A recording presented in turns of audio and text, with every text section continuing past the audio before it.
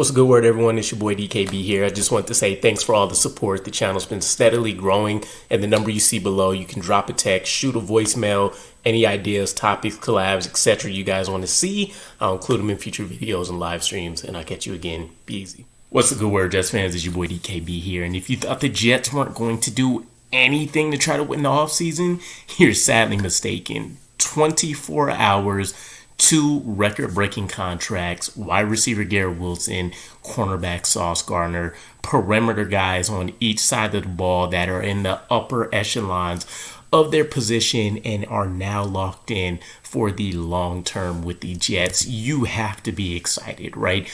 Regardless of how you feel about where their rankings are and how they performed so far in Garrett Wilson's case, limited by quarterback play, in Sauce Gardner's case, coming off of a down season after having 2 back-to-back all-pro, first-team all-pro seasons. It makes a ton of sense, right? But with Darren Mougey pulling this off, with how proactive he's been in getting Jamie Sherwood's contract done, getting Sauce Gardner's contract done, getting Garrett Wilson's contract done, right? He's lived up to his word and kind of his game plan and the rollout that we've received over the course of the first couple of interviews that we got a chance to really see and hear from him. And he has taken this off season in stride, right? He got to working on his front office and scouting staff, getting his board and stuff together, focusing on draft prep. Then he decided to go in and work, of course, on free agency, and ultimately started working on contracts leading into training camp, which is great. For one, the organization makes a ton of sense, regardless of Jets fans wanting us to see them kind of shuffle and juggle a bunch of things together at once. Everything feels like it's been organized and structured really well and just ties in extremely well to what the focus of this offseason was. This is one of the most quiet contract negotiations for the magnitude of what these contracts are and the players that we're talking about. So not only am I extremely happy with how this whole thing panned out, but it's a huge kudos to Aaron Glenn and Darren Mougey with how they've been able to have this franchise move and operate this offseason. Now, with that said, there is a secret to the contracts in play here, and I can't wait to see how this impacts the actual cap, if my understanding of things is correct and all. But the biggest plus to both of these contracts, which, by the way, in Sauce Gardner's case, I'm extremely surprised that we got him for the number that we did. I didn't think he was going to have like a $45 million contract per year or anything insane, but I thought he was actually going to eclipse Garrett Wilson just based on the accolades and what he's done at arguably a harder position. But Garrett Wilson, technically on paper, walks away with the larger contract. And technically, I don't even think it's on paper, right? I think Garrett got $130 million off the top of my head in terms of the full amount that he could technically earn. Sauce Gardner got 120.4. The guarantees are slightly different, and we'll kind of loosely touch base on that. I know you guys have been through all the numbers by now, but the biggest plus, the biggest reward to this franchise is the fact that the new money, the extensions don't kick in until 2027. So the original money that they were going to be earning to finish out their 4th-year rookie deal is going to stay intact. The 5th-year options that were already picked up for both players, they're going to stay intact. And then in 2027, you're going to see the spike, the increase in these guys earning 30+ million per year. And that's huge for us, right? On a number of levels. Still allows you to do an immense amount of team building, assuming you don't pick up any more crazy dead cap hits or anything of that nature. 2, from a quarterback position, this is by no means, to get mistaken, a trial period for Justin Fields. $30 million up front. If things work out, the $10 million next year is going to look like a huge bargain. And whether you're willing to roll the dice again, depending on the performance, if maybe it was so-so, that's still a big luxury, right? You're talking about maybe top tier backup money. Then you have the chance to essentially get 2 years worth, the 2025 offseason and the 2026 offseason, to figure out your quarterback situation, to find a younger guy, right? A rookie contract type player to reset the base around, because you might look at extending Jamian Sherwood again during that time, or maybe it's Quincy. Quinnen Williams, I believe, will be up for a new contract discussion again at that point. You're going to be talking about the Jermaine Johnson contracts here going into next year as well. Breece Hall, that conversation coming up. AVT, another conversation.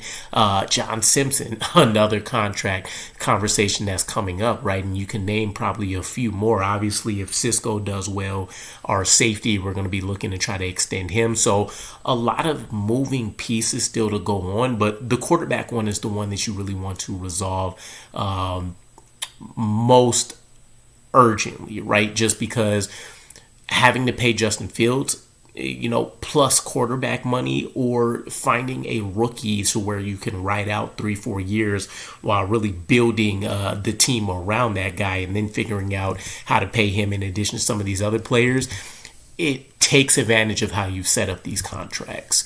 Now, both play in both instances. I know the contracts are slightly different. Instead of paying these guys about 30 plus million on average each year, you're talking about now 6 years worth of them, playing for the New York Jets before you really need to have another significant conversation. You're paying them on average about 25 million, right? And so as each offseason goes by, and as we see more and more of these players on both sides of the ball get paid, you're going to start to see this become more of a luxury contract in both cases, right? The running theme here is that when you have these stars, the sooner you pay them, the cheaper the contract ultimately ends up being. And so I think you're going to see this end up looking like both players probably having like maybe somewhere between the 15th and 20th highest ranked contract at their positions by the time it's all said and done, when we look to re-up with them. And that's going to look awesome for us on paper, assuming they continue the trend of how both of these guys have been performing, right? Now, one of the interesting pieces about Sauce, and I haven't seen this actually confirmed one way or the other on sites like Over the Cap or Spotrac, but I saw somewhere on X Factor where they cited Adam Schefter saying that Sauce Gardner's guaranteed money is at about $85.6 million. But all of the outlets that I'm seeing are citing that he's at $60 million, right? And so I believe Garrett Wilson had $90 million in guarantees. I would imagine 85 is probably the correct number. It seems like both contracts were kind of set up in a line to essentially kind of mirror and match each other. But if it is at 60 million, that is in addition another huge win for Darren Mougey, and I'm not sure how he would have been able to pull that off, because it seems like Sauce Gardner's every intention here was to essentially be looked at in a number of different ways as the number one cornerback with the contract that he's earned.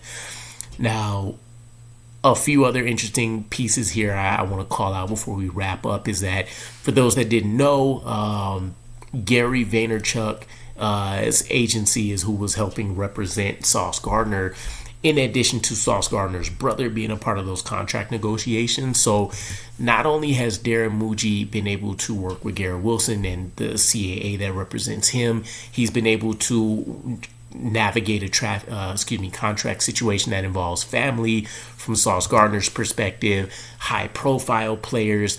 There's a number of different stress factors in this situation that could have gone awry extremely quickly. And one of the last feel good pieces here is just, it's a huge win for the team as a whole, which you don't generally get, right? The players rewarded in a satisfactory manner. It's a huge win now, plus for the Jets, because they aren't paying this new money for another 2 years. And for the remainder of the team, if you've been feeling the negative impacts of contract negotiations with Joe Douglas and his hard stance motto on whatever number he's come up with working with his team, and that being a contention point for a lot of these players, or even outright not getting these, Darren Mougey's been proactive. He's shown that he can maybe be a little advanced in terms of his financial tactics, looking at how these contracts were set up. And ultimately, it is a huge symbol on both sides of the ball to up and coming players, or even just guys in their rookie contracts that have their sights set on, if I can reach the pinnacle quickly of what my talents or what my ceiling says I should be. This team has, shown a propensity here, right? I forget the word that I'm looking for right now, but it is kind of a tendency breaker for this New York Jets team, and maybe how a lot of these players have been accustomed to things be getting done. So I'm really looking forward to how some of these other contract conversations get handled by Darren Mougey and company. The next one that probably ends up coming up at some point during the season will probably be AVT or John Simpson. I think we go back to the offensive line, so we'll see how that plays out. But huge win by Darren Mougey that really just helps out everybody here. So let me know what you guys think about the contracts, how they were set up, and by the time you guys are seeing this video anyways, any additional details that you found out in the comments below. And I'll catch you guys again. Peace.